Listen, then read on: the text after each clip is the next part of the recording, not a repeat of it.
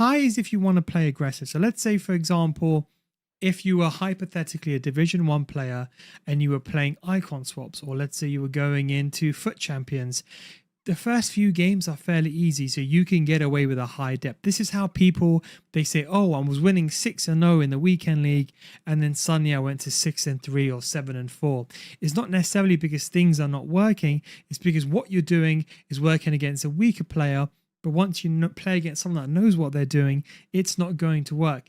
I actually like to use high. So let's say, for example, you're losing 1 or 2-0. High is a really good system to use. Would I start the game with high? Okay, if you were an Elite Plus player or a pro player, I think it's very much the way to go.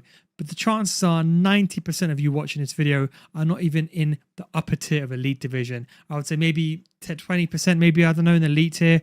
Most of you guys were not going to be at that level. So at high, I would only recommend using it for systems where you want to be aggressive on the front foot, but you've got another formation or the same variation on balanced. So this is the thing. If you know your opponent is spamming through balls, because with high, they still adopt that high line, but most importantly, they don't track as much runs. And if you are not running back with your defender and you're not running back to mark that through ball, you are going to concede. I'll repeat myself again, you will concede. So it's only as good as your defending is. So if you want to try high, what I'd recommend is have 2 of the exact same formations, one on high and one on balance. That way you can start the game on high. And if you know, oh, you know what, my opponent, he's doing a smart thing. He's triggering a player early. He's waiting for the pass. Then he's doing that killer through ball down the wing. Then at least you have a system that you can change to.